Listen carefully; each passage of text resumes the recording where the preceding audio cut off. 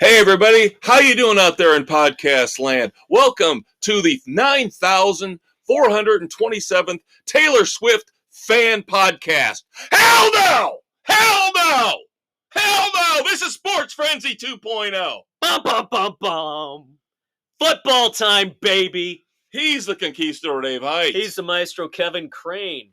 It is September 27, 2023 as we record this. It will drop Thursday, the 28th.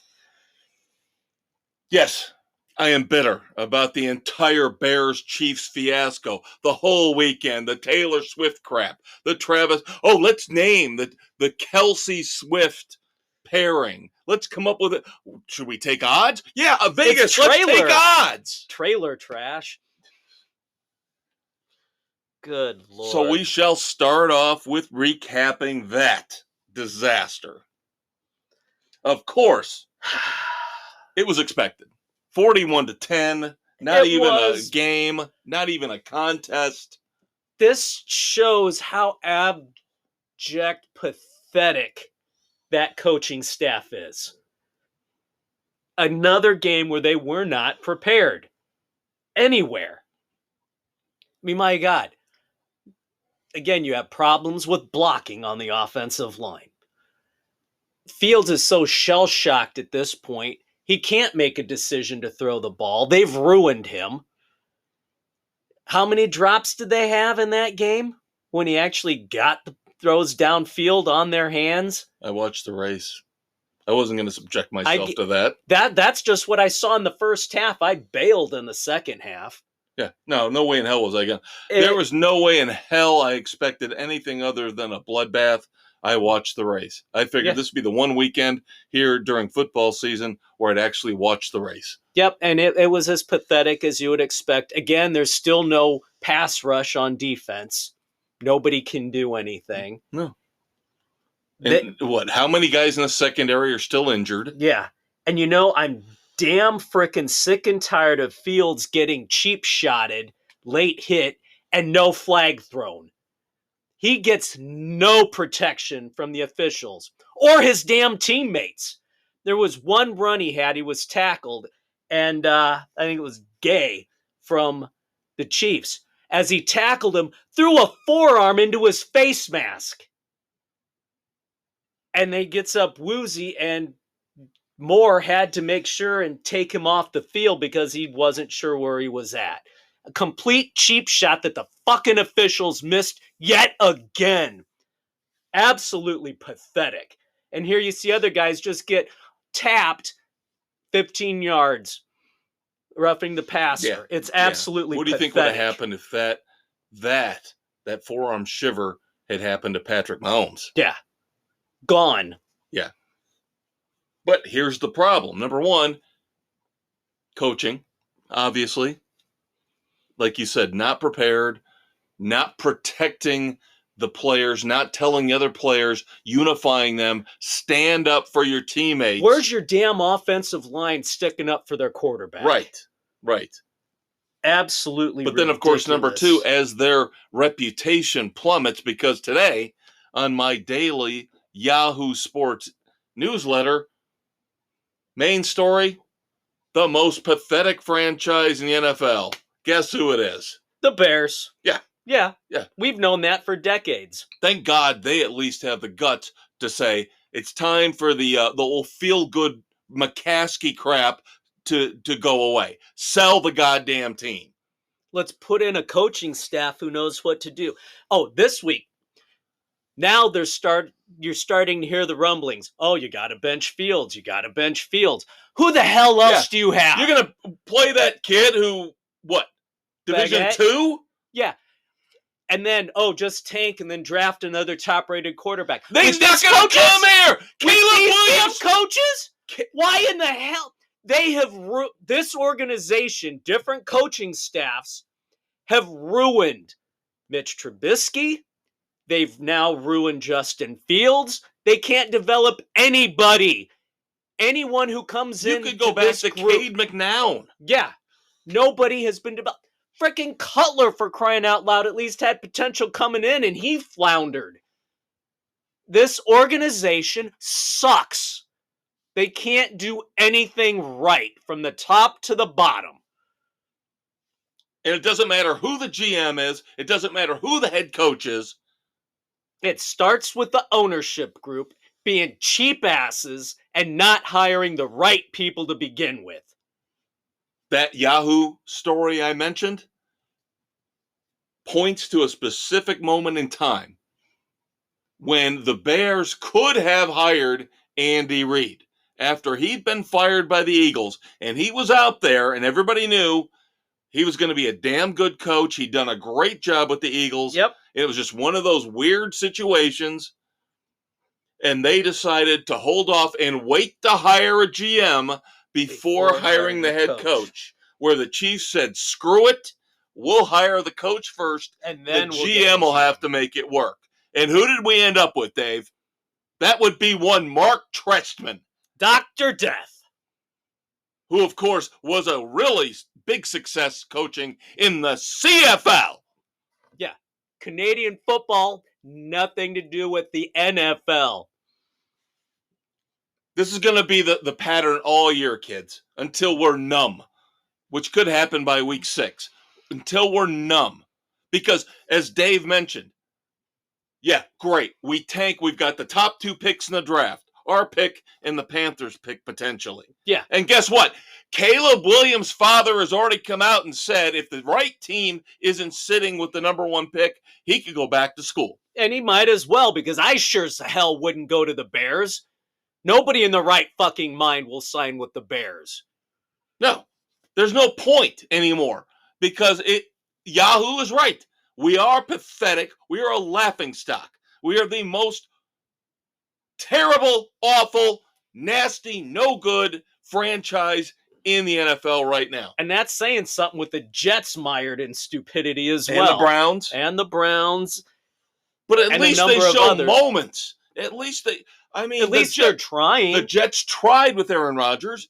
It's just terrible, awful, bad luck. The Browns have a shit ton of guys on defense. At least they're playing good defense. Yeah, the defense is keeping them Deshaun in Watson every game. thing might not turn out well, but they're not embarrassing themselves right now. No. So it's... The Texans won last week. The Cardinals won last week. And there were people saying, not us. The Bears would be a playoff contender here in 2023. My ass. Bull crap. Who are they going to beat? Nobody in their division?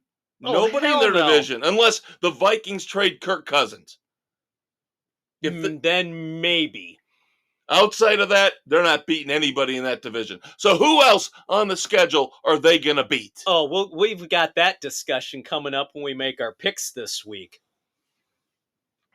Because lo and behold, I think it's somebody who my second team, the Dolphins, put 70 on. That would be maybe the next worst team to the Bears, the Broncos. I don't know what is wrong with that team. Of course, we don't get to see them here in the Midwest. No. But there is a deep, deep, dark, nasty, cancer going on in that organization. I don't know if it's Russell Wilson. You got new ownership. You brought in a new head coach.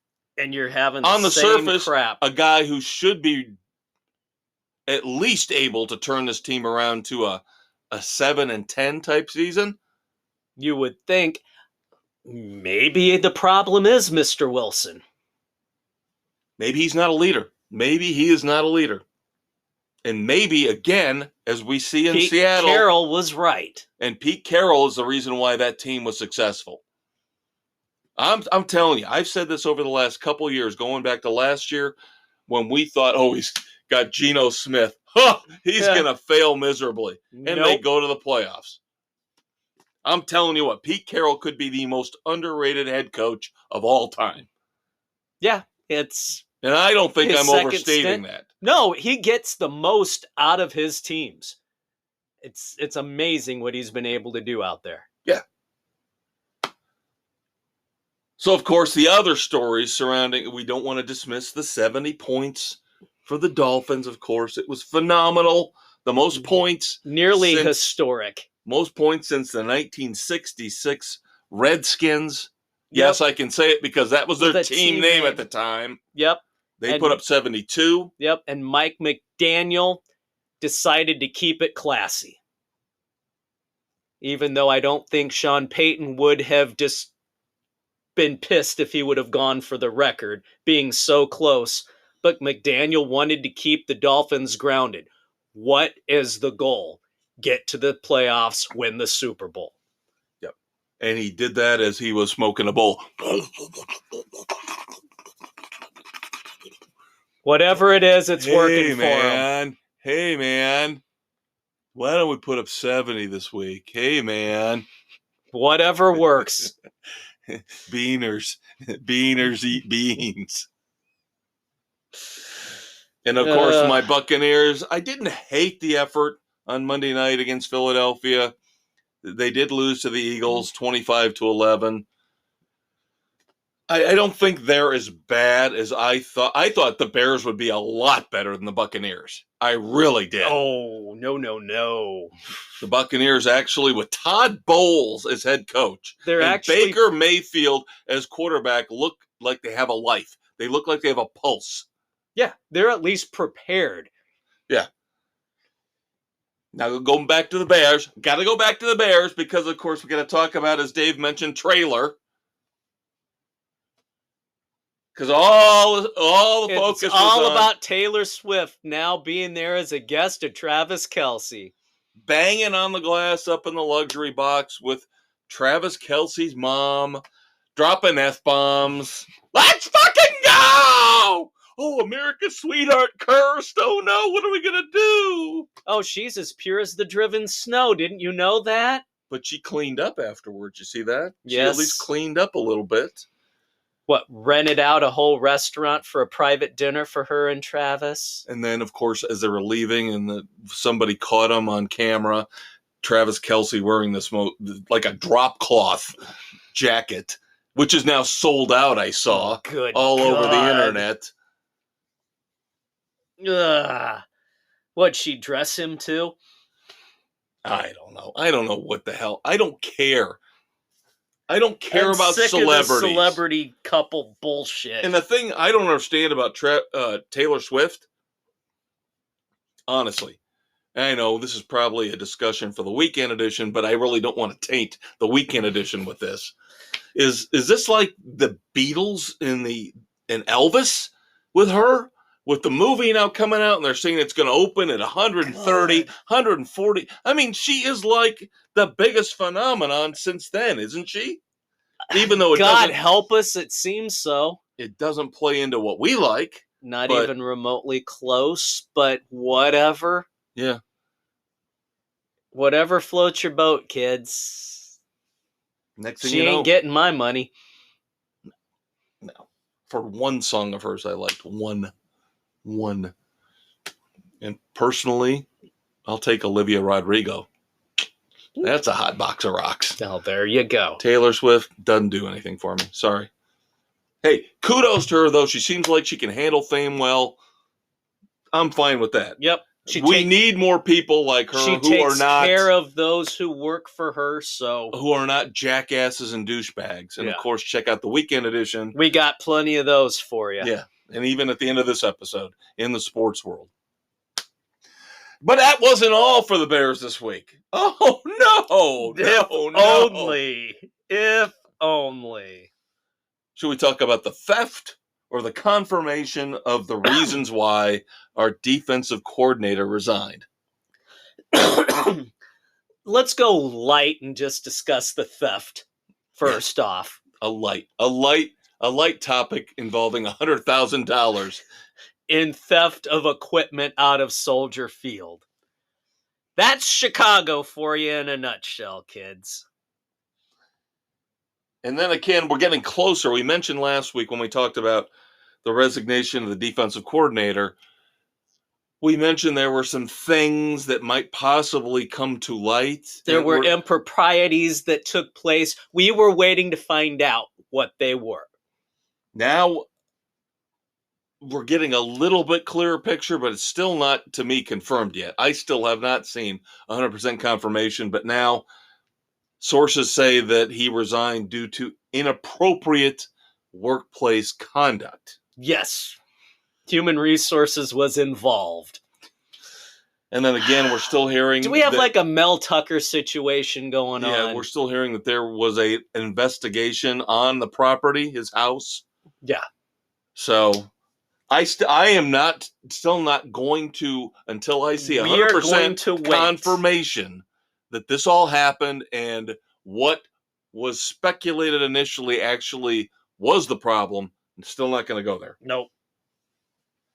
Oh, and Travis Kelce jerseys are sold out. 400% increase in sales after Sunday's game. All the Swifties have bought Kelce's jerseys. This is unbelievable. This is freaking unbelievable. And the Bears just get steamrolled by this whole thing. Yep. Bill Belichick chimes in. Bill Belichick chimes in. On the Bears? No. On Trailer? On Trailer. Oh, God. When they asked him, because he is a big Taylor Swift fan, and they asked, what do you think of this, coach? What do you think of this Taylor Swift Travis Kelce thing? He said, I know Travis Kelce's had a lot of big catches in his career, but this could be the biggest catch of them all. Well said, Coach. Well said. Would you like to talk 15 minutes about the role of special teams in the NFL today? Special teams. Oh, my God. Isn't that what Travis and Taylor thank do? God the Jets have to deal with this now. Yeah, thank God the Jets have to deal with this. Because they can't flex out of the game. I believe this is the Sunday night game. It on is. NBC this week. Yeah, it's too early to flex. You would think on the face of it, with Zach Wilson versus Patrick Mahomes, this would be a ratings debacle. But because of the hope that Taylor Swift will be there. It's going to be in the box. Yep. Ratings are going to be ridiculous. But isn't Travis in the box? I don't know, Dave. I have not received confirmation on that either. Oh, you dirty, dirty man. It's just a simple question. All right, let us move on to some other teams outside of our favorites. We've got injuries, of course, each and every week. Dallas's defense takes a major blow as star cornerback Trayvon Diggs tore his ACL. Not a good thing. And, of course, they're coming off an embarrassing loss. How the hell did they lose to Arizona? My God, that defense looked pathetic. That's the thing. With the Bears looking so bad, and now Arizona and the Texans winning. It's worse. It's just terrible how badly the organization looks. Yeah, with Houston, Arizona, and Atlanta winning. And the Colts beating the Ravens. What the hell? Saints quarterback Derek Carr injures his shoulder, his AC joint. He is week to week, so we don't know if it's going to be him or Jameis Winston coming up against the Buccaneers. Jimmy G is in concussion protocol after that hit from Micah Fitzpatrick. Second time this year already. Yeah. Not a good thing for Mr. Garoppolo. No. Might be a good thing for Raiders fans because this might hasten McDaniel's exit out the door. Yeah, no kidding. But as we mentioned, big upsets this week. Arizona tops Dallas. The Texans, what the hell is wrong with Jacksonville? I sat here all off season touting Jacksonville. They are going to be contenders to get to the AFC Championship. They're a year away from the Super Bowl, and now they're 1-2. They've taken they look like they're going backwards. CJ Stroud looks like he might be the best quarterback in this draft. Yep. And again, we mentioned the Colts beating the Ravens with Gardner Minshew. This is the NFL, kids. This is why we love it. Yep. You never know what to expect week in and week out, except for the Bears, of course, losing by 30. Yes. And then the Jets went out and added Trevor Siemian. Really? That's best you could do. Well, Although I guess we'll talk more about that later on in the show. Okay. Dave. I knew you were heading somewhere. Are we saving it for the final segment? Well, I think we might be. There we go. And the Browns, foreshadowing, of course, kids. The Browns bring back Kareem Hunt. You could see this coming a mile away after the devastating injury last week to Nick Chubb. So Kareem Hunt gets a $4 million deal. Jerome Ward is the other running back who looked really good and still looks like he's going to be more of the featured back, the younger guy. There. But that defense, I'm telling you, for Cleveland is the star of that team right now. That defense Myles Garrett is spectacular right now. So let's look back at some other games, perhaps, that we missed. And pre-prepared, there will be spillage. As always. We mentioned the Browns dominate the Titans 27-3. These are the featured games from last week. Yep. The Lions reestablished themselves after losing to the Seahawks. Yep. Beat up on the Falcons. Packers come from behind on the Saints. Not looking good doing it, but they still pulled it off. Then you got the Chargers taking out the Vikings up in Minnesota. I cannot believe the Vikings are 0-3. That team should not be 0-3. No, they shouldn't. They were supposed to be the team in the NFC North. And it's got to be the defense because Kirk Cousins is putting up ridiculous numbers right now. Justin Jefferson still putting up top-level receiver numbers. Yeah. The running game's a little suspect now. It is, but you kind of thought that was going to be the case. But, yeah, that defense is not helping them at all. Yeah, and the thing is they cut Dalvin Cook, and Dalvin Cook looks like trash for the Jets. But Madison, again, my sleeper pick, isn't doing much better. No. Bill Belichick keeps the streak alive against the Jets. I believe this winning streak against the New York Jets goes back 7 years, 8 years, something like that. Yeah, something like that. It's a pretty good run. You and I both thought this would be the year, even with Zach Wilson, that defense would, and how bad the Patriots have been looking. Yeah, where was that vaunted Jets defense in this game? Yeah, 15-10. The Commanders are not for real after a 2-0 start. Nope. How much of a beatdown did the Bills put on the Commanders in Washington? 37-3. The defense recorded 9 sacks, 4 interceptions. Thank you very much, because my boss at work had the Bills defense, which put up 41 points, and I lost to my boss. Thank you very much for that insult and embarrassment. And I'm not blaming the Bills. I'm blaming Washington. Show your ass up a little teeny tiny bit. Come on, Chico. Where the hell are you? You're done at the end of the year. So I would say now the Bills are back. 2-1 now. They've righted the ship with a massive game this weekend. Huge implications. All right. Steelers are somehow 2-1, looking very ugly doing it, but their defense is playing very well again. Yep, 23-18 in Vegas. They beat the Raiders. Monday night, we mentioned the Eagles-Bucks. The Bengals finally get a win, but they didn't look good doing it. No. The Bengals are shaky all over. And the Rams, who the hell are the Rams? Yeah, I don't know what to expect from them week to week. You think they've got the running back. You think they've got this new dynamic wide receiver in Puka Nacua substituting for Cooper Kupp until he's healthy and back. And they can't do anything against, again, a very underwhelming Cincinnati Bengals team, having to rely on 4 field goals from McPherson. Burrow does not look right. That calf is still bothering him. Gutsy play from him. But now he's going to be on a short week of rest. They should have sat him. He should have sat him. I know they didn't want to go 0-3, but they should have sat him. You're risking everything for a short-term gain. All right, moving on. As Dave said, there will be spillage. We will start with our picks for Week 4, starting with Thursday night, September the 28th. NFC North slobber knocker. Yep, this is the battle that will between the two teams that will probably be going down to the wire for the North title.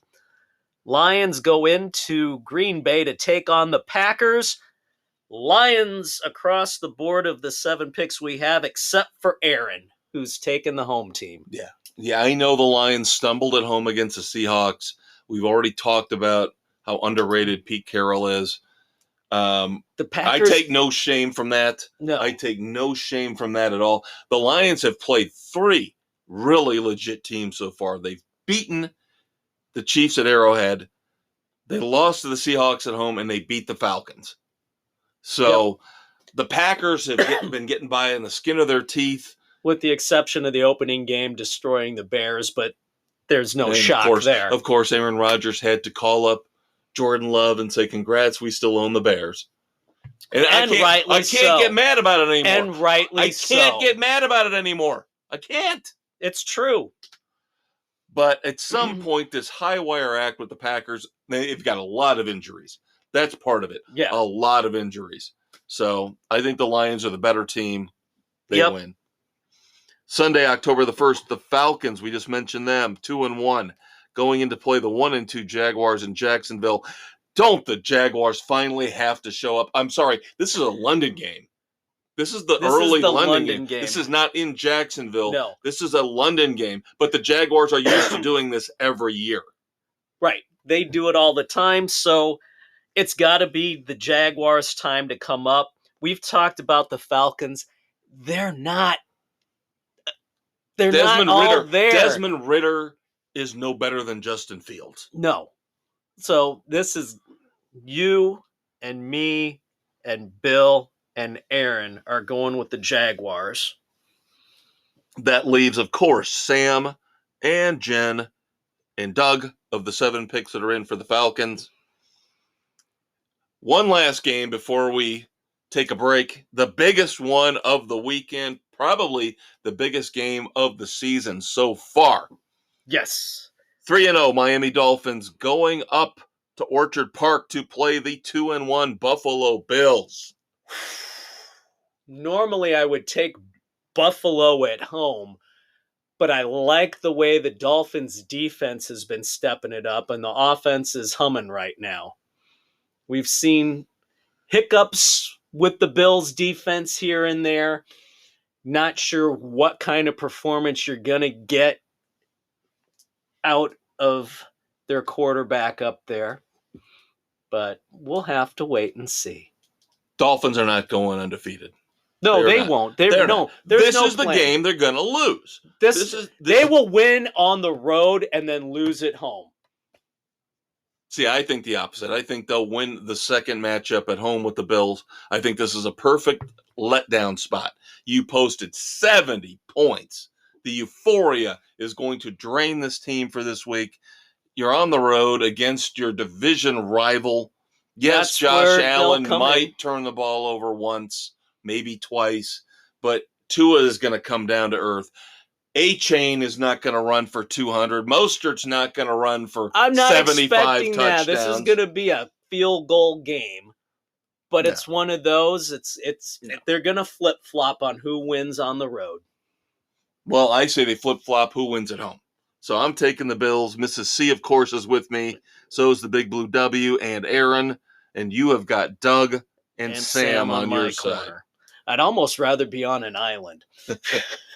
I don't think that was going to happen. After that impressive performance last week, you knew you were going to get some people coming onto the Dolphins bandwagon. Even before I still love them. If they even can keep before Tua the upright, 70, I was leaning for for the Dolphins up in Buffalo. After the bad start by the Jaguars, the Chiefs look a little suspect. The Bears game doesn't count. No, it does not. I think you're looking right now at Dolphins-Chiefs for the AFC. Potentially. Very early prediction.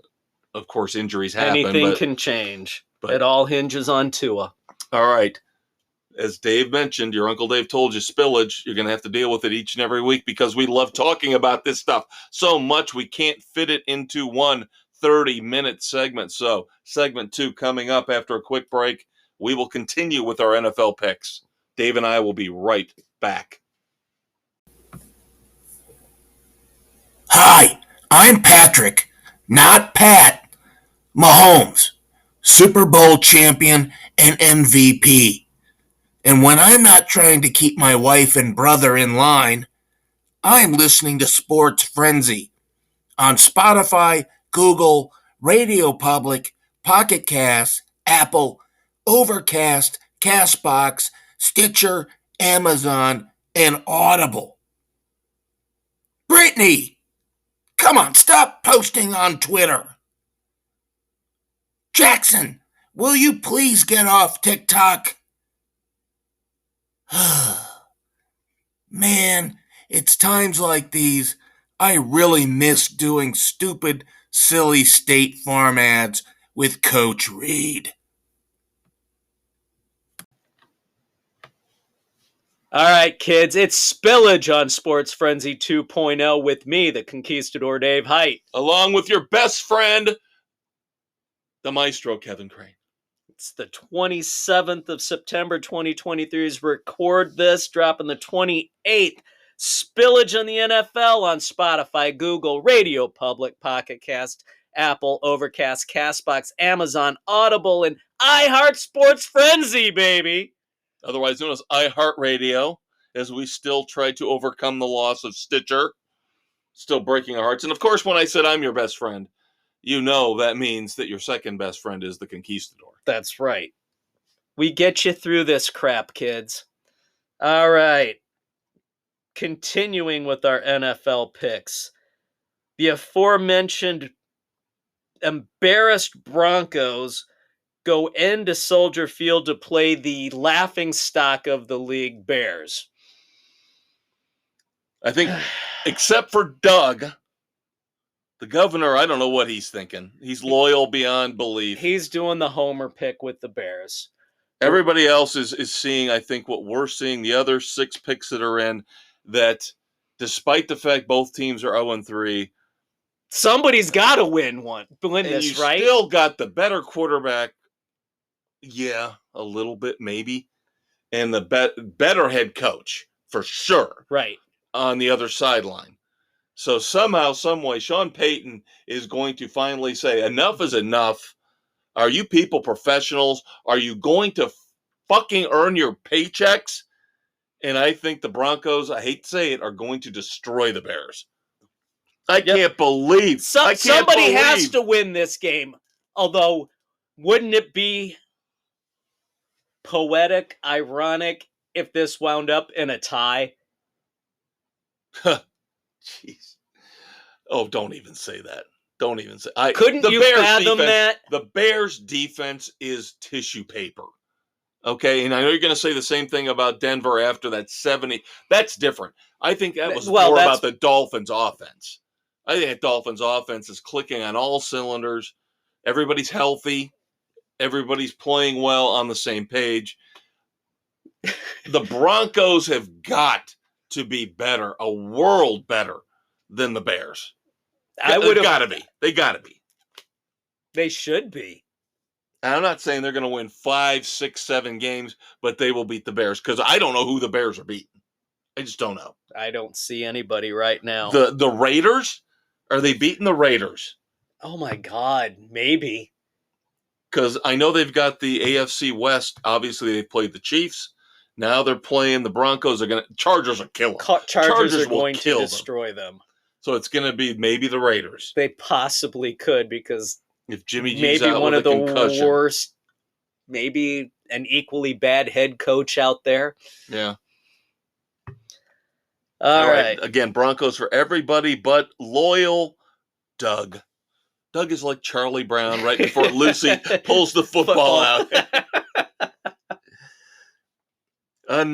This could be like top game of the week, 1B, to the Dolphins-Bills 1A.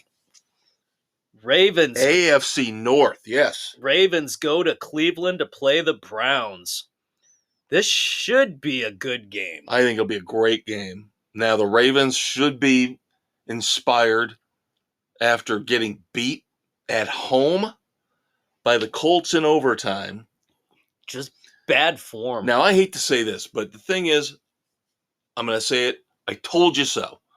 Just like we said on the weekend edition last week about Jan Wenner, we told you so. There are certain things your Uncle Dave and I, we are passionate about. We know we're right despite all the opposition and all the media out there against us. We told you Jan Wenner was a dirtbag. He is a dirtbag. I don't think Lamar Jackson was worth the money he got paid. No, so he far, was not. He is not showing that he is worth that money. And now, as we've been talking through this whole episode so far about how good that Browns defense looks, they are allowing less than 200 yards a game right now. I am going at home with the Browns defense, despite the fact we still don't know what's going on with Deshaun Watson. He's not looking like he's worth the money yet either. But you got Kareem Hunt and this Jerome Ward kid subbing for Nick Chubb. I think Stefanski's offense can handle the loss of Chubb. It seems like those two guys can take over. It's going to be, Browns defense is the story of this game. Yes. So the old guard, the sports frenzy old guard, Kev and Dave and Sam and Bill take Cleveland, where the newer, I say newer, but they've been around forever, Jen and, of course, Doug and Aaron take the Ravens. Yep. Oh, Bengals and the Titans in Tennessee. Yeah, the Titans are schizophrenic. You mentioned Mike Vrabel. He is a good coach. He doesn't have an offense. No. There's no quarterback. You can't just hand the ball off to Derek Carr or Derek Henry. Sorry, and expect miracles. Yeah. DeAndre Hopkins was a terrible signing to bring him in. He's shot. He's past his prime. And again, he's got nobody to throw to him. Ryan Tannehill's shot, past his prime. Do you trust Malik Willis on the bench? Levis? Not necessarily. Might as well give Levis a shot. Might as well. What have you got to lose at this point? I even with a banged up Joe Burrow, I have got to take the Bengals on the road. Yep. On a short week. Yeah. Bengals for everybody except Mrs. C, who's going with the Titans. Very intriguing game at Lucas Oil Stadium this weekend. Yep. Rams at the Colts. Which Rams team will show up? Which Colts team will show up? Which Colts quarterback is going to start? Who's going to play? Yeah. So that's the intriguing thing for me. I am going to go with the Rams because I think what they're going to do is they're going to rush. The Colts are going to rush Anthony Richardson back too soon. It's going to be stupid on their part. The pressure up the middle with Aaron Donald is going to get to him, and he's probably going to get hurt again. But the thing is, you still don't have Jonathan Taylor back yet, although Zach Moss has been very good as a replacement. I don't like the receiving core. I'm not a big Michael Pittman fan. Whereas, again, I love Puka Nacua. Kyron Williams is the guy now. There is no more pressure from Cam Akers. That thing is gone and done. Finally finished. But I don't know that I can Stafford do enough. He's looked very, very shaky. Oh, he's on the back end. He's on the back end. This was a coin flip game, and it wound up tails, and that was the Colts. For me and Sam, the elder statesman. Everybody else is joining you with the Rams. Yeah, I'm not saying it's going to be a blowout. I think it'll be a very close game. I think actually the fact that it's indoors at Lucas Oil, even if they open up the big window on the side, this plays into the Rams because I don't think the Rams play as well in weather as they do. The Colts don't either.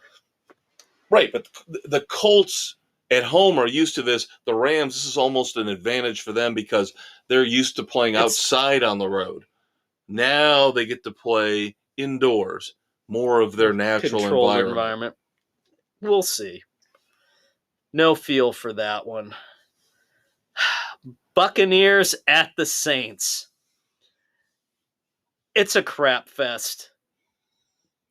Yeah, despite the fact This that both is- teams are 2-1. They're both ugly 2-1 teams. Well, everybody knew that the NFC South was going to be bad this year, and through the first 2 weeks, we were like, what? What? Whoa. Falcons 2-0, Buccaneers 2-0, Saints 2-0. What? Now everything's coming back down to earth. All 3 teams lost last week. Now one of these 2 teams is going to be 3-1. I think it's going to be the Buccaneers for one simple reason. Jameis Winston. Jameis Winston will probably most likely be the starting quarterback for the Saints. Something stupid. He will throw a pick 6. Which might be the difference in the game. I think the Buccaneers look better than I expected. I think the Buccaneers win by a field goal. This one, I'm going field goal for the home team, the Saints. When in doubt, go with the home team. So, Saints for me, Sam, Bill, and Doug. Buccaneers for Nick, Aaron, and I. Or is that Mrs. C? No, that's Mrs. No, Mrs. C. Yeah, because Nick hasn't lazy ass hasn't got his picks in in yet. Yeah. All right. Wrapping up with Monday Night Showdown. The Seahawks go out to New York to play the Giants.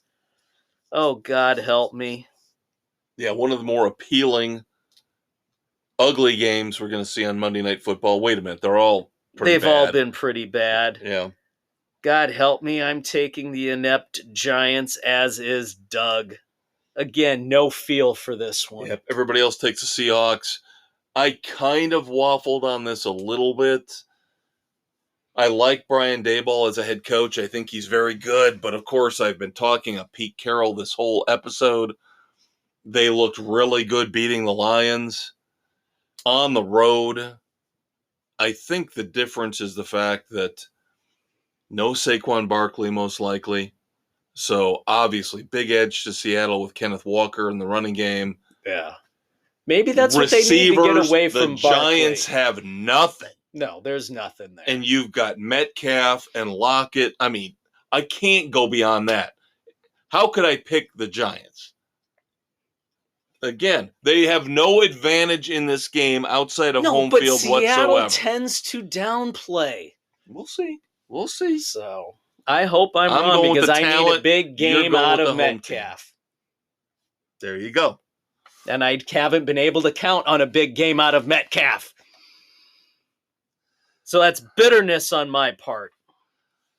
All right, moving on to college football, kids. Of course, the big news of the weekend, lot of matchups involving 2 top 25 teams. Arguably the biggest of them all was, of course, here in South Bend, Indiana, where Notre Dame lost on basically a last-second play to Ohio State, 17-14. Yep. Of course, now there's controversy because of the fact that after the game, it was disclosed that Notre Dame only had 10 defensive players on the field. For the final 2 plays. How does that happen? And head coach Marcus Freeman says he did not want to incur a penalty, give Ohio State a chance to reset, so he decided to let the play go on. They would have been allowed to substitute without penalty. I don't know about that. I don't know about that, Dave. I have not heard that at all. I don't know, but that's still inexcusable at that point. Yes, it is. Yes, it is, especially when you saw the overhead camera showing only 2 guys on the left side of the line, which is, of course, where Ohio State ended up running to punch in for the winning touchdown. Now, does this damage Marcus Freeman's reputation? I don't know. No. I don't think so. No. They come back and they beat Duke this week. They'll be fine. Yeah, it's not. They played very well, very hard against Ohio State. And then you got the little sidebar crap with Holtz and Day, and both of them need to shut up. Both of them. They're both acting like I don't want to hear. Bitches. Of course, I'm covered, surrounded, cloaked with Notre Dame fans. This is why I don't root for Notre Dame, is because of this kind of crap. Lou Holtz was a stupid idiot for making those dumbass comments. And standing by them after the game. Yeah. You're talking about a couple of petulant little babies. Yeah. One happens to be in adult diapers. And the other one's got a fake tan in caps that we would all love to have with perfect teeth, talking about disrespecting us and calling us soft. Blah. Both of you need to grow up. Well, I guess the one's way past grown up, but yeah. But yeah, this is the kind of crap I hate about sports. The trash talking that you disrespected me, so I'm going to disrespect you. Just shut the hell up and let it go and move on. Lou Holtz wants headlines even in his geriatric years. He just needs to go away. So, that being said, Notre Dame took a little bit of a hit in the polls, but about what I would expect. Couple places, they dropped down to 11 in the AP poll. Of course, we mentioned they've got a big game coming up against Duke, which we'll have it here on the slate in just a few minutes. Who expected Duke to be this good? Yeah, I know. That's crazy. But as I mentioned, a lot of big games on the slate for this week. We're not going to talk about all the games we picked last week, but we will talk about the big ones, starting with Saturday. Early. Number 4, Florida State goes in to play Clemson at Clemson in a ding-dong dilly, as the Big Blue W would say. Overtime victory for Florida State. So Clemson has now got 2 losses already. And is Florida State now legit for real? Potentially. They've still got some big games coming down the line. But it definitely eases up for them. Number 15, Mississippi. Lane Kiffin, of course, went in to Tuscaloosa to play number 13, Alabama. I guess Nick Saban's team regained their footing to a certain extent. Yeah, a little bit. 24-10. Still. Usually this is a type of game, though, in years past, they were winning by 3-4 touchdowns. Yeah. So the offense is still not there for Alabama. Gee, Dave, why? Tommy Rees. End of story. A defensive affair. Yeah. In Utah, number 22 UCLA falls to the Utes 14-7. That was a crazy defensive game. 3 and out. How did the defenses even stay healthy enough? Or they had to have been gassed as much as they were out there. Yeah, and as much as we talked about the Packers in the NFL segment, kind of doing things smoke and mirrors and a high wire act, I'm really concerned this week about Utah. Because, again, we don't know the quarterback situation. Cam Rising, will he play? Won't he play? And UCLA is not known under Chip Kelly for a stout defense. No, they're and for not. Utah to only put up 14 points at home, that's kind of scary. Worries me. Then, of course, the Pac-2 championship. Number 14, Oregon State at number 21, Washington State. Ended up being a shootout. Washington State had a pretty sizable lead. Yeah, but Oregon State away. Came back and almost was able to pull off. I don't say it's an upset, but no, because they were favored. Right. But 38-35. And of course, news came down here today that there will be no revisiting the 12-team playoff system, despite the fact that the Pac-2 is sitting out there wondering what's going to happen. They are not going to revise the playoffs right now. No. They're going to wait to see the fallout. What happens with Oregon State? Who goes where and what? Yeah, what happens with Washington State? So there you go. There's the big games. The big games from last week. Week 4 in NCAA football. So let's move on to week 5. We have got 9 games for you this week. Starting off Friday night, 3 really interesting matchups. Yeah, the point spread rule we have this week really came into play because all of our games through the pros and the college. Very, very close point spread. Yeah. So tough games to pick. Starting off Friday with Louisville at North Carolina State. Did you do your whole home team rule? No, this one I actually like North Carolina State over Louisville. Okay. And So Jen and Doug are with you. I just think Louisville's offense is a little bit better, a little more potent. I like their schedule, who they've played so far, and how they perform. So yeah, I'm going with North Carolina State's defense a little bit more to show up on this one. So Louisville for me, and Sam, Bill, and Aaron. Yep. Then, huge game. Friday, number 10, Utah. We just talked about them. At number 19, Oregon State. We also just talked about them. Yep. I've already kind of given you some foreshadowing. Yep. Utah, not sure what they're going to be. So you're going Oregon State. Yes, I like the way Oregon State fought back against Washington State. I'm wondering if they're going to have the hangover, the letdown of coming up short. And then Utah, I think, needs to make a statement here going into Oregon State saying last week was a blip. Well, you've got some people with you. Bill and Jen, Doug and Aaron are with you. I have got the elder statesman with me, with the Beavers. Yep. At least it's not the Cox. And then finally on Friday night, Cincinnati, the Bearcats play BYU. BYU coming off a rough loss last week. Yep. But, of course, Kansas. You and I sat there railing on that point spread saying, how is Kansas favored by 9.5 points? Well, there's a reason why, because they won by 11. Yeah. So, what the I think BYU gets a bounce back game. I'm not impressed with Cincinnati so far this year. No, I haven't. Their schedule versus BYU's. I like what BYU has done so far.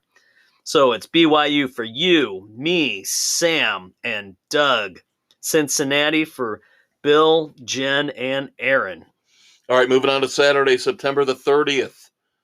Clemson again with a featured game, taking on a very tough Syracuse Orangemen team up in the Northeast. I'm not impressed with Syracuse's schedule so far. I just think this is a bad spot for Syracuse. If Clemson maybe had beaten Florida State, they would have had the letdown.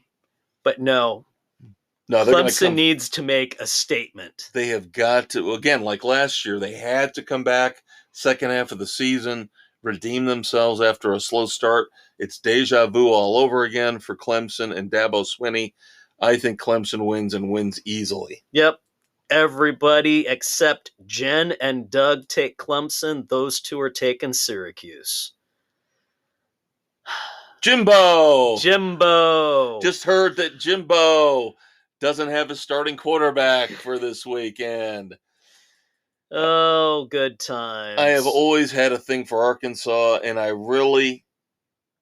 did some deep diving on this game, and a lot of the experts out there think this is upset central time. It's right still now, Arkansas. Right I now, don't trust the Arkansas. line is 6.5, and I know it bit us in the ass last week with Kansas, but I don't know how this line is 6.5.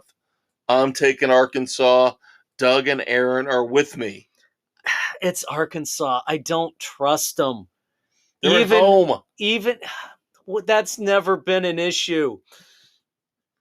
Every couple of years, they have that really solid team. This isn't that year. So you and Sam and Bill and Jen take Texas A&M, the Jimbo bandwagon. Yep. Number 22, Florida at Kentucky. Kind of shocked. Number 1 with the point spread. Kentucky favored by 2.5. I don't see how. And number 2, that the elder statesman's buying into it. Yeah, because the rest of us are all taking the Gators. Yep.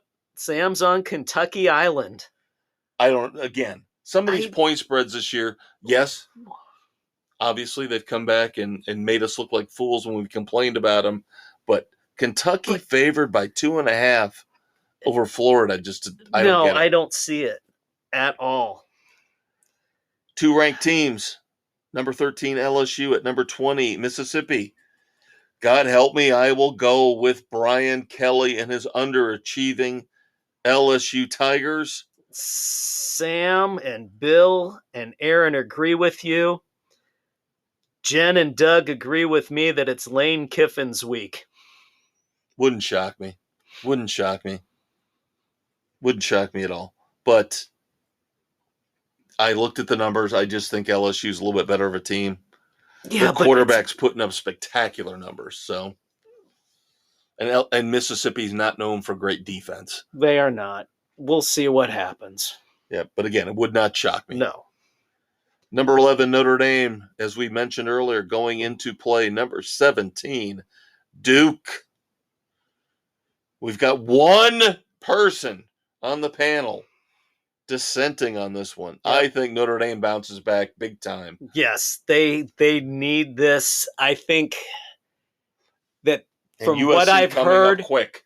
Yeah, they need this win. USC's coming up quick. So from what I've heard from the players and the coaches at Notre Dame, they have their heads on. They're not down about the loss. They are fully focused on Duke. And they played extremely well, except for the coaching on the last stand. Yeah. So Aaron taking Duke, Notre Dame for the rest of us. And finally, because I love a good mediocre ACC matchup, Pittsburgh going into play Va-Tech. Both teams, I believe, sub 500. Yeah, they both suck. They're both underperforming.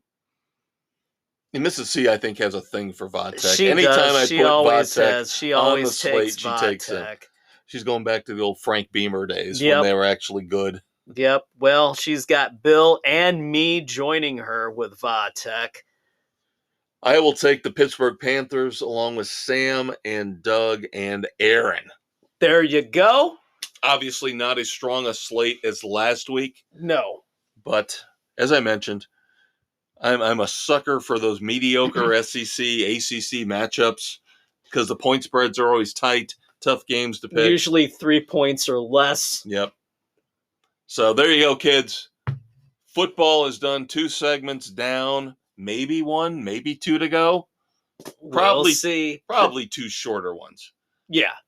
Because we still got NASCAR. We still got the final week of the baseball season.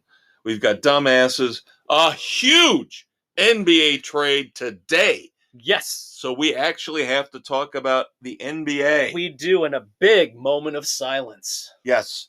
So do not go anywhere. Your Uncle Dave and I will be right back. This episode of Sports Frenzy 2.0 is brought to you by the Bills Mafia Marital Aid Company, because when you are down and out, we'll bring you back up and in the game. Sports Frenzy 2.0 on Spotify, Anchor, Google, Radio Public, Pocket Cast, Breaker, Apple, Overcast, Castbox, and Stitcher. All right, kids, welcome back. Sports Frenzy 2.0, segment 3 here.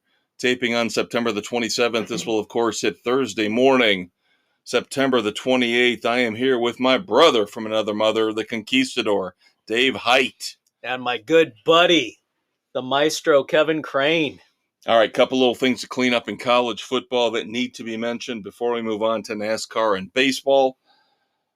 We did not mention, of course, the great and glorious return of the Miami Hurricanes continues, as they have now moved up to 18th in the AP poll after trouncing Temple 41-7, winning the games they should win. Got another fairly easy game here against Georgia Tech, and then the road gets tougher with North Carolina, and then I believe Clemson. So we'll see how that goes. Going to be tough. And then Florida State, of course, towards the end of the year. But the one I really wanted to bring up, because this needs to be addressed. When we were talking about all the games last week between ranked opponents, of course, with the point spread restrictions I have picking games, I didn't get to put this one on the slate, but ha ha ha ha! Deion Sanders. Ha ha! Colorado absolutely manhandled by Oregon. Totally shellacked. And now they get USC. Now it's time for Deion and his ego to come back down to earth. Yep, the bubble has popped. Yes, and I know they're still better than they were before. They were the worst team in Division 1A, arguably, last year among the big conferences. Yeah. No, Deion has done well to get that team turned around. He's still an arrogant prick. He's still an arrogant prick, yes. And I get so tired of people saying, oh, look at how motivational he is, and look how he's got these kids inspired. He's still a selfish prick. It's still all about him. Yep, and it always will be. Yeah. So I'm sorry. He will never, ever, I don't care what Jerry Jones is dreaming about, his wet dreams in the middle of the night, especially after the Arizona Cardinals game with the Cowboys, dreaming of Deion Sanders riding in on a white horse and saving the Cowboys. That bullshit will not play with grown men. No, it will not. That ego trip will not play among grown men. Not even close. He might be able to pull this off in the college ranks for a while. There's no way this comes to the pros. There is no way this kind of coaching will ever succeed in the pros. But again, I just want to say, ha ha! Ha ha, Deion! Most overrated goddamn player in the Hall of Fame. Absolutely. Now we'll move on to NASCAR. Now that I got that off my chest. Good and the bad. Oh, God. Texas. Snake bit once again. Cannot catch a break this season. It's a bad season. It's a fluky bad season is what it is. Ugh. And the sad thing is you burned a Kyle Larson and you got a bad start out of him. But he was running away with this thing until a late caution bunched him up. And then he's running inside of Bubba Wallace and the air just comes off his spoiler and up into the wall he goes. Yep. Oh, so frustrating. Well, Tyler Reddick was the same way kind of for Sam and for Bill. You know, he was running up towards the front most of the race. He gets into some bad luck. Martin Truex had a shitty car. I mean, I read the transcript of what he was saying throughout the race to his team about the car. Yeah. And saying, Jesus, God, how could you put me in this piece of crap, basically? Yeah. And then Byron wasn't there until the end. But that's all. And Doug, of course, got screwed with Kyle Busch. Yep, he spun early. So, William Byron wins the fourth race, and he moves on. So he will be in the round of 8. Yep. And now, of course, the 2 wild card races here will close out the second round of the NASCAR playoffs. But before we get to that, couple of headlines in the world of NASCAR. Yep. One is very snooze-inducing, as Ryan Preece announces he will be back with Stewart-Haas in 2024, and that is a cure for insomnia right there. That team, I feel so bad for Smoke, because right now Stewart-Haas has got the worst lineup of any major team out there. They're not looking pretty. No, Chase Briscoe coming off an awful year. Eric Almirola, will he retire? Won't he retire? Who cares? Cut him loose. And then, of course, Harvick is done. So, not an appealing team right now. No. Really not. Nope. Big transaction transpired here this week. Transpired? You like that? Yeah. You like that? I like that a lot. You like that, Kirk Cousins? You like that? Kyle Busch sells his Truck Series team and Rowdy Manufacturing in its entirety to Spire Motorsports. Wow. Hey, you know, why not? If he felt like it was time to get out, to get out. Yep. He's like, you know what? I'm done driving the trucks. Spire seems to be making a lot of moves here lately. They're trying to build themselves up into the next Trackhouse. Well, Trackhouse right now, like we just said, Trackhouse is doing a lot better than Stewart-Haas. That team is a lot more exciting, a lot more engaging than what Yes, Stuart Haas is they putting are. out there. Maybe Tony needs to back out of his drag racing and focus a little bit more on the NASCAR. He's got to find the next young hot driver and get him on Stuart Haas's roster right now. Yeah. Yeah, because they're lagging right now. They're missing those drivers. Yep. Now, of course, we mentioned that William Byron won at Texas. That was the 300th Hendrick Motorsports Cup victory. So kudos to them. Yep. Impressive. We had a few penalties coming out of Texas. Childress Racing in the number 3 and Rick Ware Racing number 51. Jackman and rear tire changers from both teams suspended 2 races because they didn't secure the wheels. Always secure your wheels, kids. Yep, it's one frickin' lug. How difficult is it? Yes. Always secure your wheels. Always wipe your wheels. Yeah. I mean, come on. You do not see these issues rampant in Formula One, IndyCar, IMSA. Nobody has these problems like we've seen as much in NASCAR the last 2 years since they implemented it.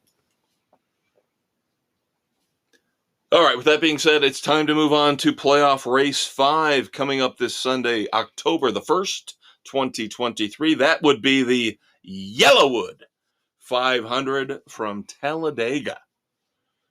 Of course, I mentioned one of 2 wild card races, as I like to call them, because Super Speedway, you never know what's going to happen. And then next week with the Roval, do the road course specialists take over, and can drivers like Bubba Wallace survive, who are not necessarily all that good on a road course? We shall see. But this is the Super Speedway race, of course. And Dave took the guy that I was leaning towards, but I'm throwing a Hail Mary for the win. I don't think it's a Hail Mary. I think it's a good pick. Usually I've gone the super speedways, especially Dega. Ryan Blaney would be my normal pick. The way everything's gone for me so far in this chase, I said, screw it. We'll go with Bubba. What the hell? And as I mentioned, he was my second pick. And I was really flirting with doing an Oppo because, of course, I'm in second place in our Frenzy Cup standings behind Sam. But it's Dega. But the more I want to lose, but the more I thought about it, it's exactly the mentality I grasped onto, was that I'm only 14 points back, right around 14, and I've already got him next week. I know I've got him next week because he's burning the guy that I'm going to use for the Roval. So I did not want to gamble on losing that 14-point gap. Right now, halfway through, I can make that up in one race. And Ryan Blaney was my first pick anyway. So when he took Ryan Blaney, I decided, do I play follow the leader, or do I do the gamble and go with Bubba, who was my second pick? I decided the gamble, the risk is not worth it. Not at Dega. Not right now. I will stick with follow the leader. So I've got Ryan Blaney. Sam obviously does. Bill following suit, as well as Aaron. So 4 of the 8 panelists go with Ryan Blaney. The 3 other picks we've got, all 8 are in right now. Yep. Nick got his picks in, so we will not go back and revisit football, but he's got his NASCAR pick, and he takes Chase Elliott. Doug takes Martin Truex Jr., and Mrs. C takes Denny Hamlin. Very good pick for Talladega. Absolutely. So we shall see how that all plays out. But at least I know, unless Blaney wrecks out early and Denny Hamlin or Martin Truex win the race, I will at least stay with that small cushion behind Sam. And then next week it gets fun. Because I know goddamn well next week I can catch him. Hopefully, NBA news. Barring anything stupid. Stop being Mr. Negativity. Hey, that's been my life in NASCAR this year. Come on. You're supposed to help me. You're supposed to support your friends. I mean, everybody on the panel's your friends, but cautious. And you're married to one of them. There you go.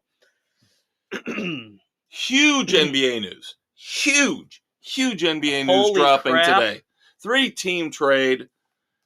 Now, do I like the fact that a player forcing a trade happened yet again in the NBA? No, but this will work on multiple levels for me because it keeps a small market team viable, keeps their superstar happy, because now he has no complaint. He can't say, my team isn't trying. Right. Giannis Antetokounmpo in Milwaukee cannot bitch and piss and moan anymore.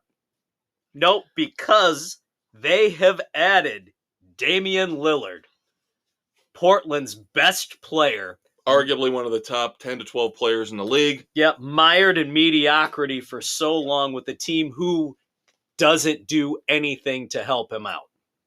They did small things. They tried to do small things, but never took the big swing. No. And honestly, who wants to live in Portland outside of my freaking daughter?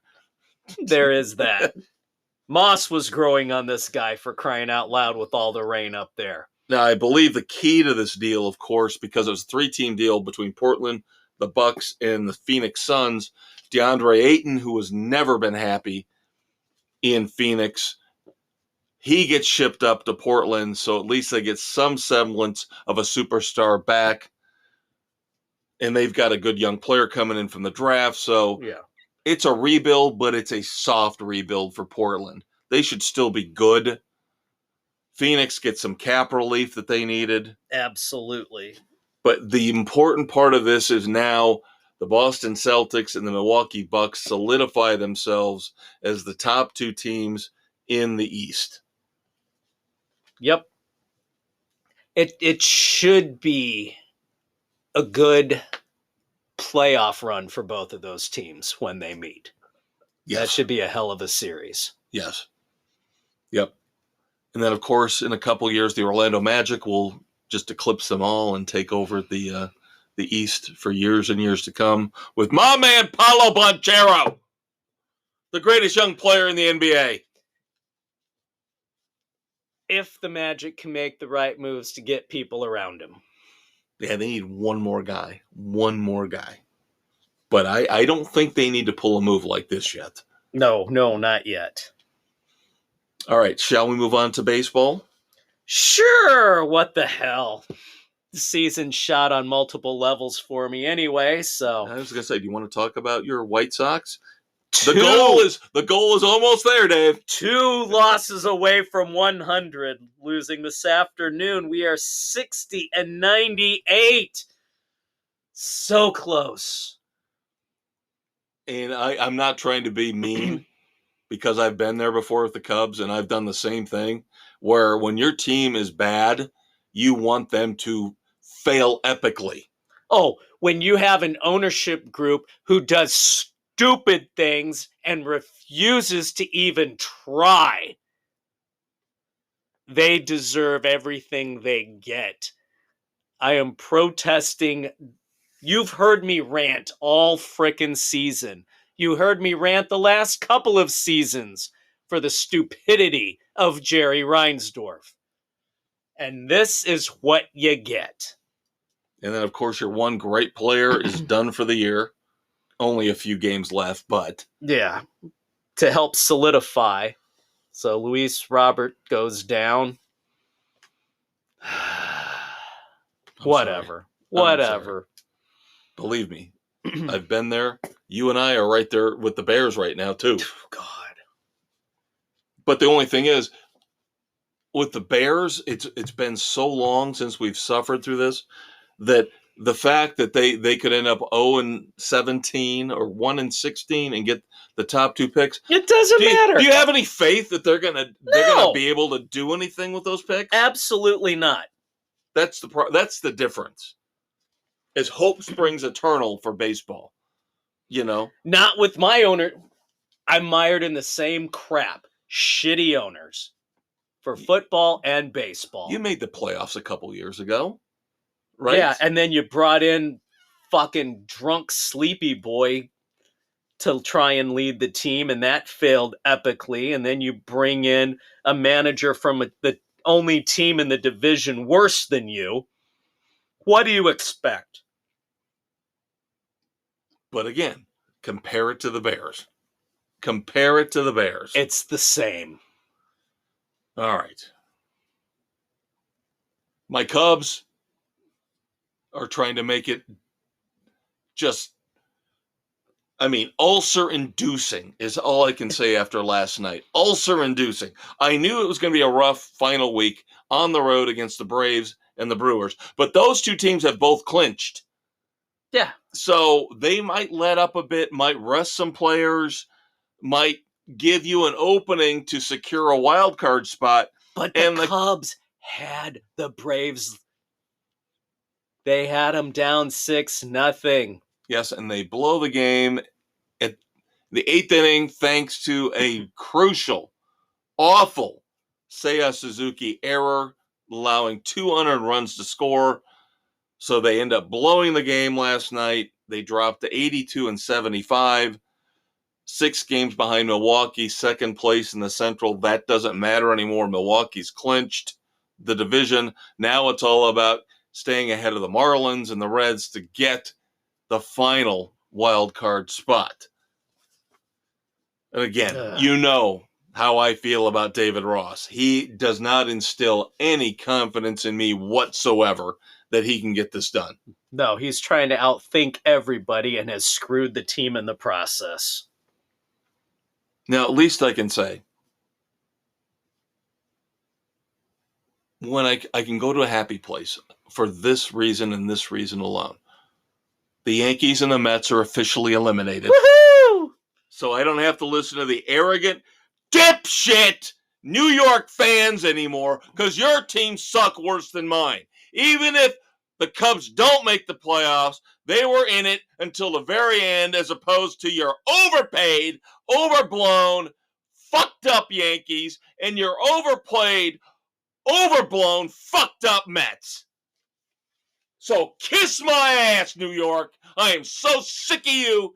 Oh, we deserve everything and anything. Yeah, how's that working out for you?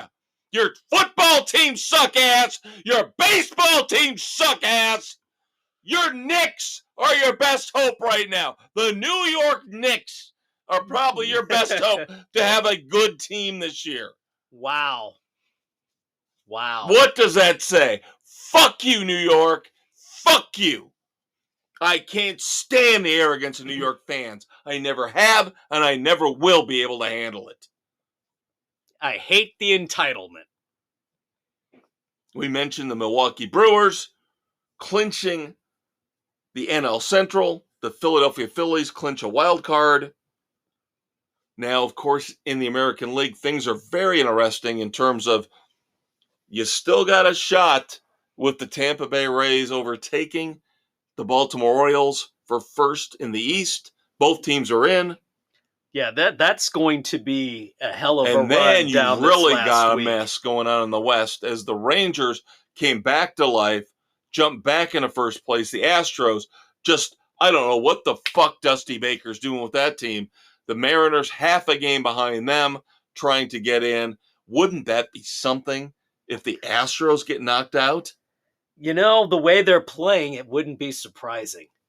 I mean, that West, between those three, all of them have been so up and down. Nobody has been consistent.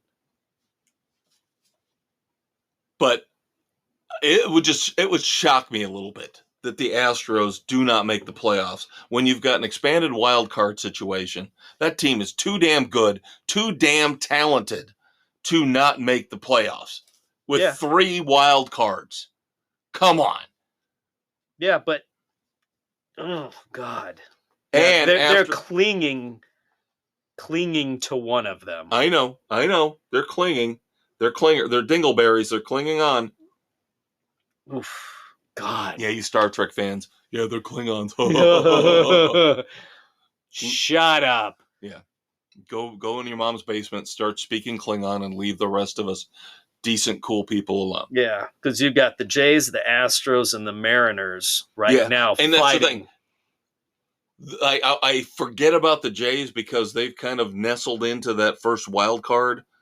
And so I kind of just assume they'll be there, and I haven't even thought about them for 2 weeks. Yeah. They're sitting there with that second one right now with 87 wins. Yeah, that's right. Because the Rays, technically, or the Orioles, depending on how that goes, are going to be the first. They get the first. So you've got the other two. You got the Jays at 87 wins, Astros at 86, and the Mariners at 85. Oh, my God. The Jays must have really had a shitty week to fall that far back. Yeah. I didn't realize they were that close. I thought they were pretty much they had hosed themselves a couple weeks before. They've been on they've been 7-3 the last 10 games, but before that they tanked badly. So yeah, it's going to be a ding dong dilly of a slobber knocker down the stretch. As always, when we use that vernacular, we're giving tribute to our good friend, the Big Blue W. Yep, out there running Sports Frenzy West in Chicago the best he possibly can with his ridiculously overwrought and too complicated competitions. Confidence picks. How many times will the Atlanta Braves manager scratch his nutsack in Game 3 of the divisional round? No, I'm not doing that. No. Not going there. Not gonna do it. All right, kids. As I mentioned, looking at 2 short final segments here. We're going to cut this one short. Segment 3 done. We're going to come back. I got a Clint Eastwood badass. We have got, as Dave mentioned earlier, a very significant moment of silence. And we will play America's favorite game show. Woohoo! Dumbass or not. He's a conquistador. I'm the maestro, and we will be right back. Feeling mildly fatigued? Need a day off even if you just took one a few days ago? Make $30 million a year but just don't want to work for it? You need to join the NBA Load Management Club right now. When they're not napping or texting, guest lecturers Anthony Davis and Kyrie Irving will describe foolproof ways to earn tens of thousands of dollars by not doing anything.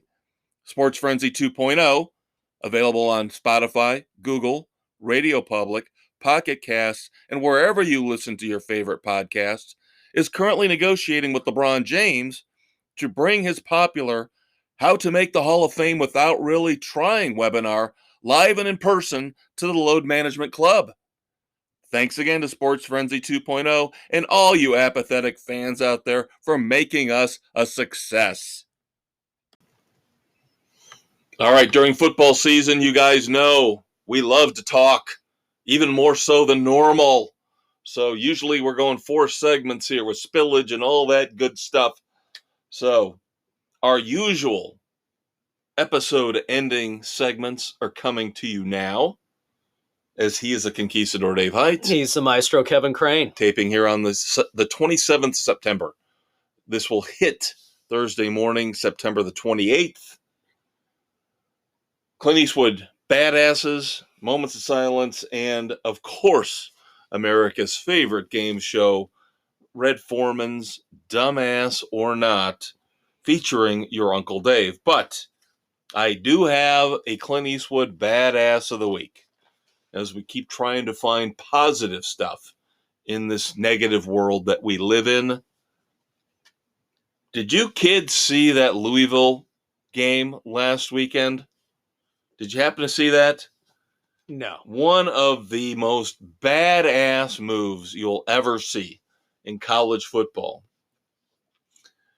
Louisville, the Cardinals were running a misdirection, trying to run the play to the left, but as a distraction on the right side of the offensive line, their offensive lineman, Willie Tyler, 6'7", 320 pounds, starts waving his hands up in the air and then proceeds to do a cartwheel Wave your hands in the air like you don't care. And then does a cartwheel to distract the defensive players as everything's going to the opposite side. I don't know what's more impressive. The fact that a 6'7", 320-pound guy is doing a cartwheel, or the fact they actually did this in real time, in a real play, in a big-time Division I college football game. So I have to give Willie Tyler my badass of the week. Hats off and props to him for that one. Yeah, that's impressive. Check out the video, kids. It's out there. It's stellar. It is stellar. So now we move on to moments of silence. And of course, baseball lost one of the all-time greats. Yep. Baltimore Orioles legendary third baseman Brooks Robinson passes away at 86.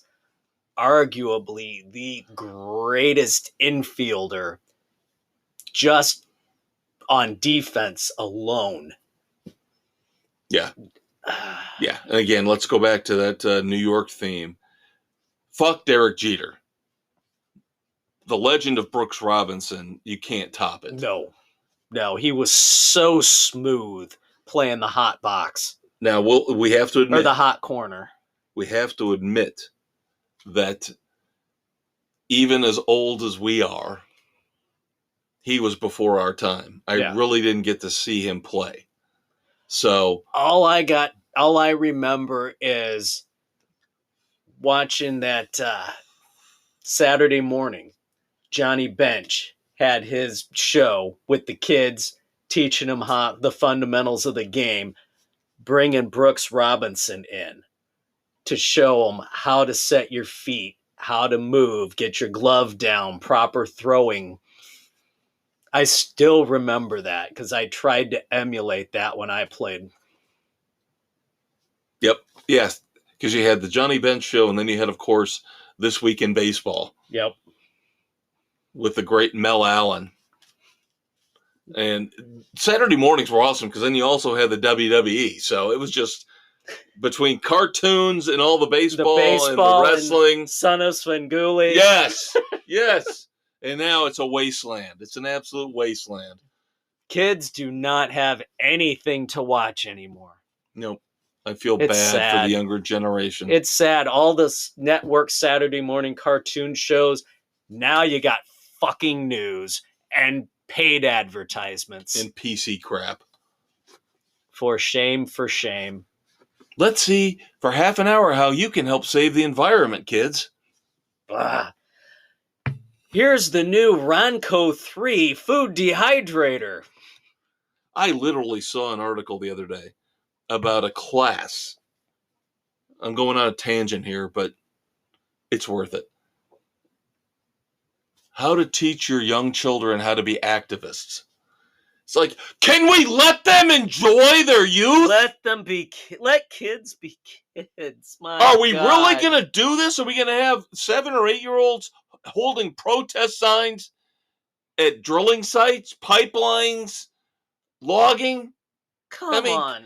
Let them enjoy their goddamn lives. Enough with the gender transition and the activism crap. Let them have fun until they're 16 or 17. Then they can experience the true misery of adulthood. Like we all do. Yep, stop driving agendas and everything at these kids on both sides. And then in hockey,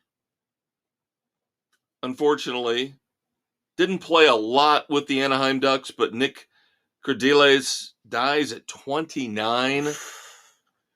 Had a brief little stint, like I said, with the Ducks. Thoughts and prayers, of course, to his family as well as that of Mr. the MLB Robinson. family. Yep, and Brooks Robinson's kin. So, as always, what do we do, Dave? Pivot. I have 5 contestants this week. I didn't have many until today. I added 4 today. So a last-minute rush of potential dumbasses for America's favorite game show. Yes, it is time for Dumbass or Not. Let us begin. Of course, the rules are your Uncle Dave, as the sole and lone contestant, will decide if me, your Uncle Kev, is on target or full of crap when it comes to picking the dumbasses of the week. Number one. I might go in order here. I think I just might. I'm not going to pick and choose, going to go in order. All right. The NFL. For once Dumbass. again. Yeah, I kind of made that too easy, didn't I?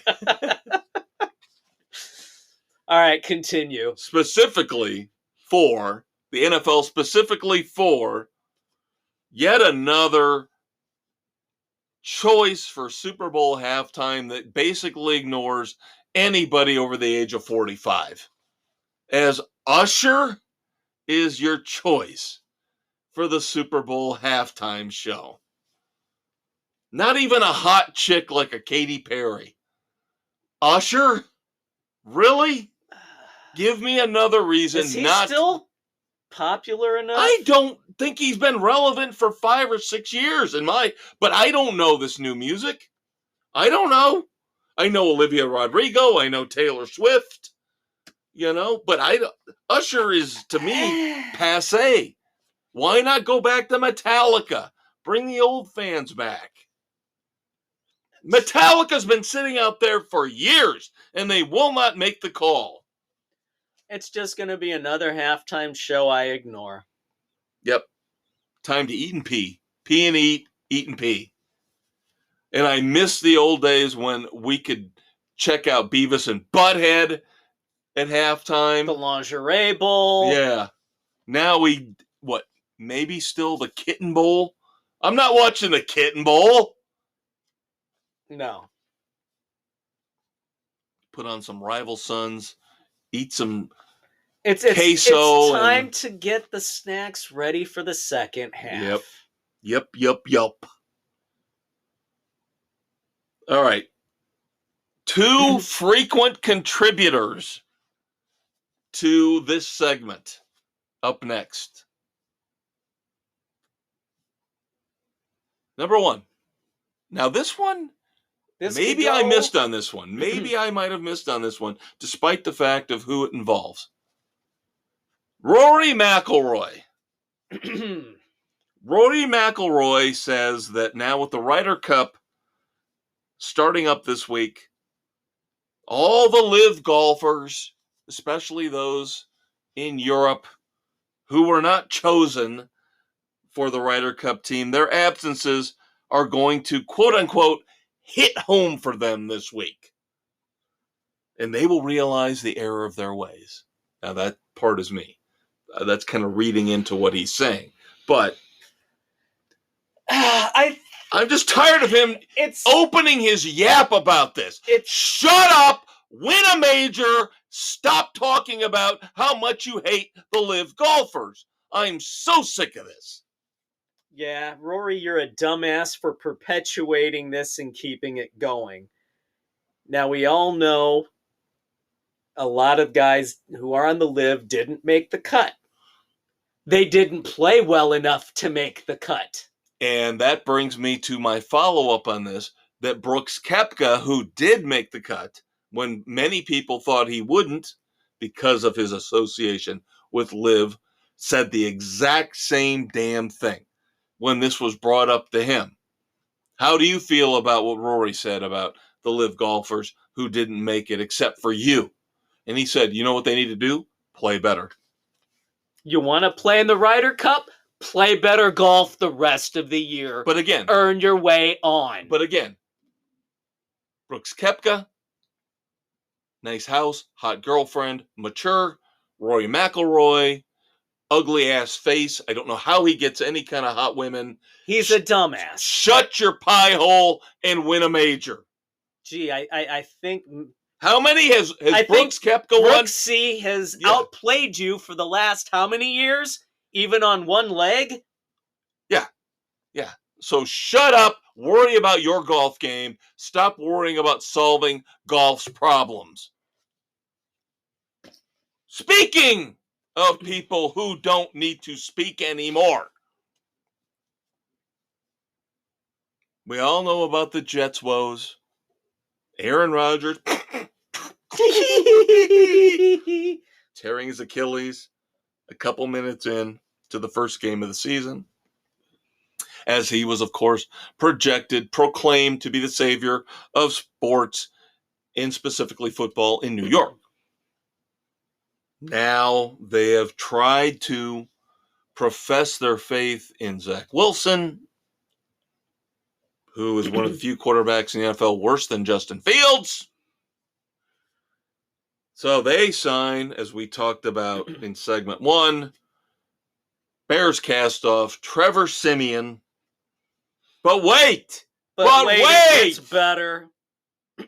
They got a letter. Joe Douglas, the GM of the Jets, got a letter. My baby, she sent me a letter. No, wasn't your baby. It was one of the biggest media whores of all time, Colin Kaepernick. Colin Kaepernick. Now, I read the letter. I read the letter today.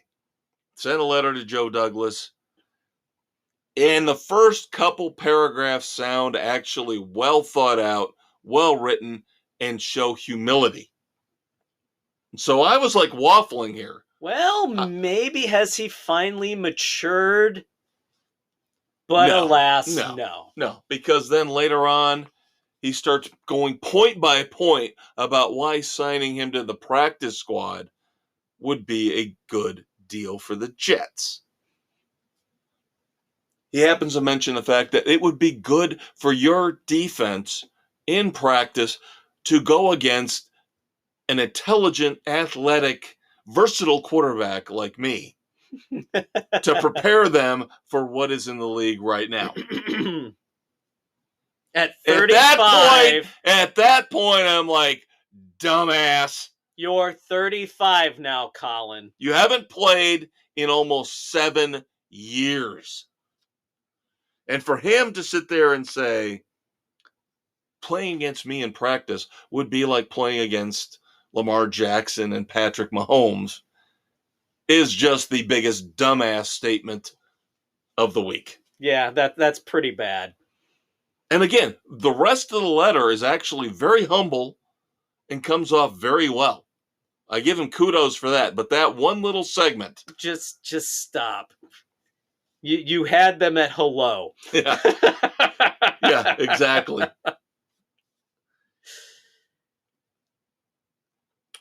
Jimmy Butler, star basketball player, of course, for the Miami Heat.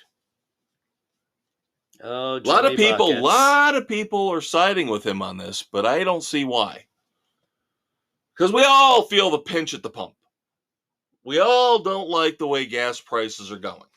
So Jimmy Butler happens to be out in LA recently. Goes to the gas pump, and we all know California is the worst. Absolute worst place to be in the nation, especially for filling up your gas tank. So he posts on social media how it cost almost $200 out in LA to fill up his car. And he's complaining and saying the government's failing him and he's going to buy an electric car. No, that's even worse. But he spent $200 to fill up his Bugatti. Yeah, no, bye-bye. No. Shit. No. If you can afford a Bugatti, you can afford $200 to fill up, dipshit. Yeah, I'm not crying. I'm not crying for anybody who's got to fill up a Bugatti. Bye-bye. As they complain about gas prices. Yeah, nope. That is a dumbass comment. Finally, unfortunately, we got to get a little negative here. But this is disgusting and horrific. And this is one of those stories that really makes me wonder about the future of the human race. I know I'm putting a lot on this, but this is ridiculous. This is disgusting and ridiculous. Brooklyn, Ohio. Brooklyn high school football coach. I know this story. This is who I had for my dumbass of the week. Brooklyn High School. I didn't mean to poach it for you. I'm sorry. You're fine. This deserves to be part of it. Brooklyn High School football coach Tim McFarland resigns. Why, you might ask? Because his players on the field against Beechwood High School were using a play call where they would scream out Nazi to call the play at the line of scrimmage. If that wasn't bad enough, Beechwood High School in Ohio is 90% Jewish. That is... I know, there's not words. There's not words for how disgusting so disgusting and egregious and pathetic. Not only would the coach... This is endorsed by the coaching staff. If this is what they're doing, this is put in the week before for the play calls. So this is an egregious affront by the coaching staff. It's horrible for the players to perpetuate this shit. And where the hell are the fucking parents of these guys? That team should be blown up for the rest of the season. Done. There's no excuse. I mean, the primary perpetrators are the coaching staff. Because they knew this was going on. This was not a last-second thing where a bunch of kids got together and said, hey, let's do this. And I'm sorry, but in high school, at this point, this is where you know right from wrong at this point. And you do not have to do this type of thing. That was a conscious effort by everyone on that team. And it cannot be allowed to go unpunished. No. At all. No. They should forfeit the rest of the season. Completely agree. And if the people in charge of the school had any balls, had any guts, they're the ones that could say that. They should. If they stand by we apologize, this is not who we are, prove it. Prove it and take the team away the rest of the season. All right, so I hate to end on such a negative note, but that particular story could not go without us putting our 2 cents in and telling all of you that, unfortunately, not just dumbasses, but ignorance and stupidity and all types of racism, including against religious factions, still exists in this world and is still prevalent. So we try to do that here. We will call it out.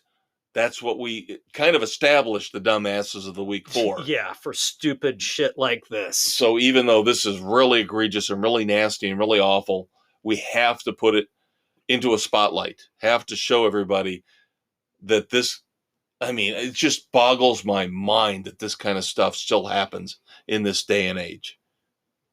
Absolutely I can't understand it. I can't believe it. But you know what I can believe? I can believe in the weekend edition. Your Saturday morning hangover cure. Your Uncle Dave. Now, unfortunately, your Uncle Dave has a concert review. Unfortunately, we were supposed to have 2. But there's a story there. There's a big story. Maybe we lose our rock cards, but I don't think so. I hate bait and switch. Stay tuned. You'll get the whole thing. Yep. And of course, on top of that, we will discuss the latest episode of Tacoma FD. We will discuss the start of the Continental, Fast 10, Fast X, whatever you want to call it. Killing it. And we have got book reviews. Yes, we do. So we have got a very... What? You got a book review? That's right. I can read real good, Dave. We got you covered, kids. I speak real pretty, too. He's your Uncle Dave. He's your Uncle Kev. Thanks for tuning in to the sports edition of Sports Frenzy 2.0. Yep. Check out the Facebook page for all of our picks. NASCAR. Baseball's done, so no more baseball, but football picks until the end of the year, into the bowl season. Love doing this with you kids. Hope you enjoyed as much as we do. And it's not done yet because, again, The weekend edition Saturday morning. So check that out. We will talk to you for sports in 7 days. See you later.